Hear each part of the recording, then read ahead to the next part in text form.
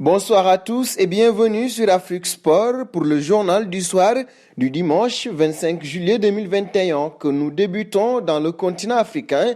Annoncé par la CAF, la première compétition interclub féminine sur le sol africain a débuté officiellement avec les qualifications dans plusieurs régions du continent.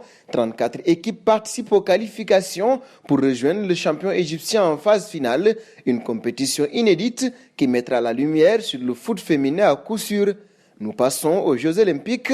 Après son entrée en lice réussie contre l'Espagne, l'Égypte s'est inclinée face à l'Argentine aux Jeux Olympiques de Tokyo. Dos au mur, les Égyptiens réagissaient et recommençaient à sortir de leur camp, mais il fallait attendre les 10 dernières minutes pour assister à leur véritable réveil. Percutant, Sobi a été séché juste devant la surface et sur le coup franc, il manquait quelques centimètres à Adel pour reprendre le ballon de la tête au second poteau, insuffisant donc pour espérer égaliser. Et les Pharaons U23, d'abord en manque d'efficacité puis nettement dominés, concèdent une défaite logique 1-0. Victoire impérative pour l'Égypte face à l'Australie dans la prochaine rencontre. Nous partons au Sénégal pour fermer la page Afrique de ce journal du soir.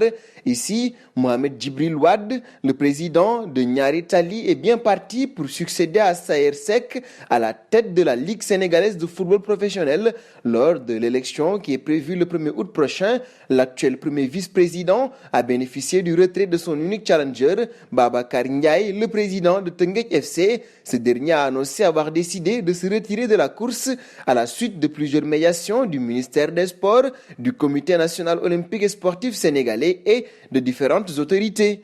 Nous passons au Bayern de Munich pour la seconde partie de ce journal du soir. Pour le titre de footballeur de l'année en Allemagne, il faudra repasser. Robert Lewandowski a été élu footballeur de l'année pour la deuxième fois de suite et avec une énorme avance, l'attaquant vedette du Bayern de Munich qui a battu le record de tous les temps de Gerd Müller, 40 buts avec 41 buts la saison passée, a reçu 336 votes des 563 participants. Le choix de Lewandowski était clair pour son ex-entraîneur Hansi Flick qui a terminé deuxième derrière Thomas Tuchel pour la récompense pour les entraîneurs. Le Polonais a joué tout simplement de manière gigantesque. Il était un professionnel absolu avec une qualité énorme et le meilleur qui soit en tant qu'avant-centre. Nous faisons au saut au PSG lors de sa première interview en tant que joueur du Paris Saint-Germain.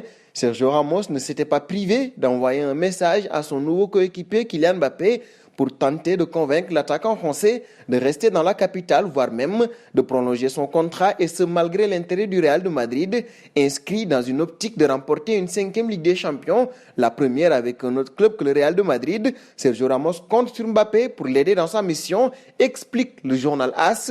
Ramos mettrait donc tout en œuvre en interne pour séduire le petit de Bondy, quitte à froisser son ancien club, la Maison Blanche. Et nous terminerons au Barça, buteur pour son premier match avec le FC Barcelone. Memphis Depay confirme pour ses débuts. Le Néerlandais a profité d'un pénalty obtenu et offert par Antoine Griezmann. Après la rencontre, l'ancien Lyonnais a eu un petit mot pour son coéquipier. C'est un super geste de la part d'Antoine, a réagi l'ancien Lyonnais devant les médias du Barça. Il m'a donné le ballon pour que je tire le pénalty. Il a un super état d'esprit et c'est un grand joueur. Cela va me donner confiance pour la suite de la saison, a ainsi expliqué Memphis Depay. Il faut dire que ça débute bien entre les deux hommes. Et nous arrivons au terme de ce journal du soir que nous fermons donc avec la question du soir. Comment jugez-vous la première prestation de Memphis Depay avec le Barça? Vos réponses seront attendues en commentaire. En attendant, n'hésitez pas à vous abonner sur Afrique Sport pour ne rien manquer du football continental et international.